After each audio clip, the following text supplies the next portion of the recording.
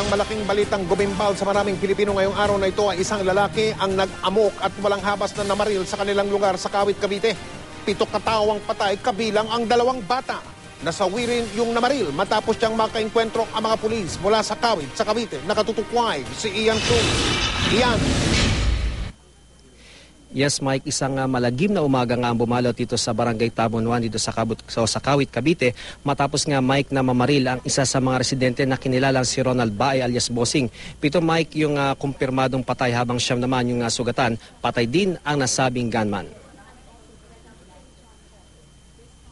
Ito ang larawang eksklusibo ibinigay ng isang residente sa GMA News. Makikita ang nakasandong si Ronald Bae na may hawak na kalibre 45 baril. Kasama ang kanyang tauhan na si alias John Paul. Lakas loob na nakuhanan nito ng residente habang naglalakad ang 2 suspect sa gitna umano ng pamamaril sa Barangay Tabon 1. Dito sa bahay niya galing si Bae na noong nakarang barangay election ay tumakbo pa raw na kapitan ng barangay. Una raw nitong binaril ang 27 anyos na si Marcel Pahal na nasa labas ng kanyang bahay at naglalaba lamang. Tinamaan ang 3 taong gulang na si Ken Cedric Caimol at kapatid na 2 taong gulang na si Michelle. Isinugod sila sa ospital at nakaligtas. Pero ang 7 taong gulang na ate nilang si Micaela Andrea sinawim palad. Ito, hindi ko naman may ano ng mga bata rin. Kasi wala na eh. Hindi ko na kaya. Niraratrat na ako eh. Pag babalikan ko sana mga bata, wala na eh.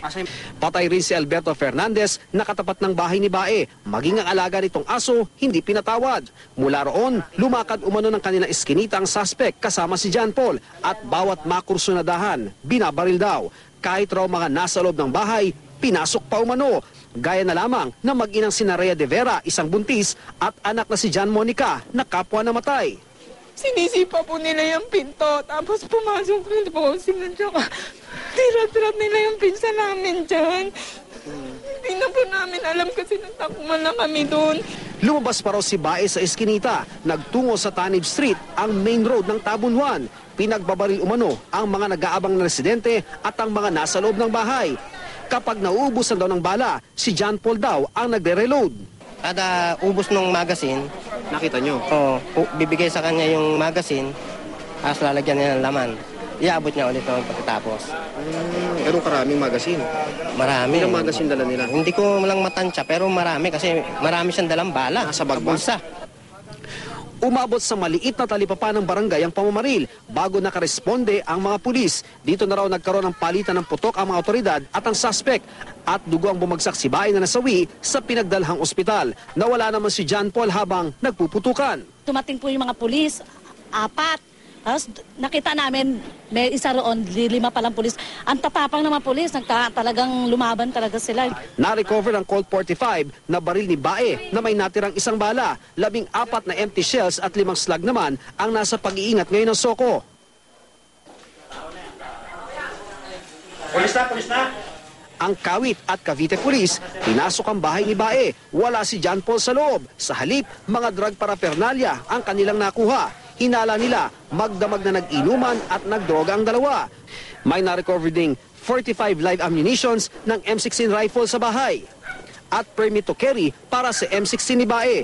Bagong taon lamang daw nauwi ng Imus ang suspect. Sa Pampanga na raw ito naglalagi. Balita, nag-away yung mag-asawa, kaya ito ba umuwi rito. Meron siyang problema sa pamilya at parang na-depress siya during the holiday season siguro dahil hindi niya kasama yung pamilya niya at kagabi pa lang daw nag-start na siyang uminom ng alak.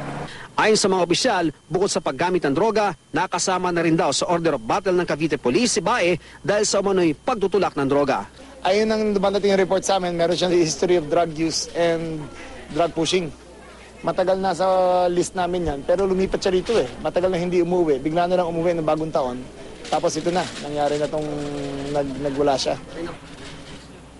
Mike, sa ngayon nga ay patuloy yung hot pursuit operation ng Cavite Police laban doon sa kay John Paul na siya nga yung Mike, siya yung katiwala at yung kasama na nag-reload ng suspect habang siya ay namamaril. Mike, inaalam na rin ng mga pulis kung under duress daw ba itong si John Paul dahil may mga nagsasabi na maaring binantaan ng suspect itong si John Paul na kung hindi nga siya magre-reload ng bala sa baril ay maaring siya naman ang patay ng suspect. At Mike, nabanggit din ng Cavite Police na hindi kabilisan yung kanilang pagresponde dahil nga hindi naman nakatawag kaagad yung mga residente dito sa Tabon 1. Ang binabanggit din kasi Mike ay yung mga residente, karamihan sa kanila ay takot na takot sila, nagtago sila sa kanilang mga bahay. Kaya naman yung mga ito Mike ay sa kanilang takot ay hindi kaagad nakapag-report sa mga otoridad. Mike? So ang sabi ng mga pulis, natagalan yung mga tiga dyan bago nila naitawag yung nangyayari. Ang tanong ng ilan ngayon sa mga sumusunod sa balitang ito, Ian, ganito. Totoo ba na inabot ng kalahating oras yung mga pulis bago nakaresponde matapos nilang matanggap yung tawag doon sa mga residente sa lugar na pinangyarihan yan? Ian?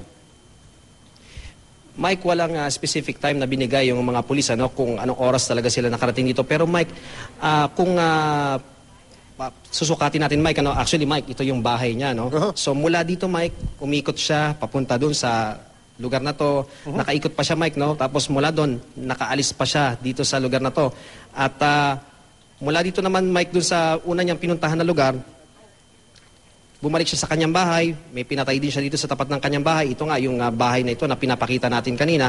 And then mula dyan sa bahay na yan, ay lumabas na siya Mike sa eskinita. At dito sa eskinita Mike, ilan sa mga napatay niya yung kanyang mga kapitbahay. At may mga hinabol pa siya ng mga residente at lumabas pa siya Mike doon sa main street nito and then nagpunta pa siya doon sa kanilang palengke, yung parang mini talipapa nila rito. At Mike, lumagpas pa siya ng talipapa. So imagine na lang natin Mike, so kung gaano kahaba at yung kung lalakarin natin ng normal na paglakad mula dito papunta doon sa talipapa, aabutin ka rin siguro Mike ng 1 hanggang 2 minuto. May mga binabaril pa siya Mike at may mga pinapasok siya mga bahay. Napakarami Mike na mga tinamaan. Ang pinakahuling bilang nga ay 7 yung patay, tapos meron pang 9 na sugatan. So bawat isa yan Mike, syempre pinaglaanan din niya talaga ng oras at nakapagbalik-balik pa siya dito Mike. Kaya masasabi natin talaga na medyo may katagalan talaga bago nakaresponde yung mga pulis. Yun nga lang, sinasabi naman nila ay hindi kagad nagkaroon ng pagtawag yung mga residente rito, kaya hindi nila nabatid kagad at hindi sila nakaresponde Mike. Yung si alias John Paul, Ian, yung taga-abot daw ng bala habang inuubos niya yung bala ng magazine na nakakabit doon sa baril na ginamit. Tiga dyan ba yun sa lugar na yan? Yung John Paul na yan o tiga ibang lugar? Iyan. Mike, si John Paul ang sinabi sa atin ni Superintendent Junicio Borromeo, ang Deputy Provincial Director nga nitong Cavite Police. Ito raw si John Paul, Mike, ay matagal ng katiwala. Bata pa lamang daw ito, ay katiwala na dito nga sa bahay na ito, itong green na house na dito nakatira yung mga bae.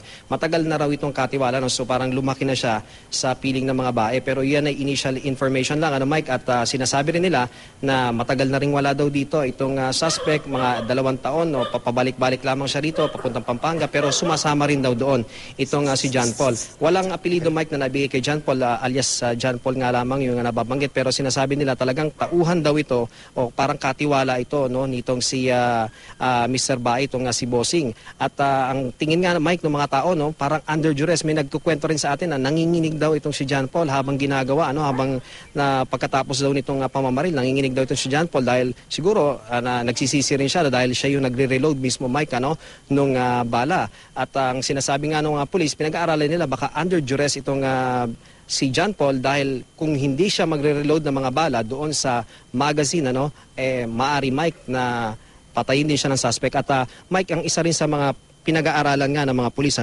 wala kasi Mike, ang mga spent shells kasi na nakuha ay 14 na spent shells. Itong empty shells sa tinatawag, yung basyo ng bala Mike, meron ding 5 slug na tinatawag na nakuha. Pero walang magazine Mike na nakuha, walang ibang magazine na nakuha. So iniisip din ng mga pulis baka yung sinasabi ng mga residente na nagre-reload si John Paul, yung mismong magazine, yung bala mismo, doon niya nilalagay dahil nasa bulsa raw nitong suspect yung mga bala at si John Paul daw ang kumukuha nito at siya naman naglalagay sa magazine at inilalagay ito sa baril pag ubos na yung bala Mike. Maraming salamat Ian Cruz.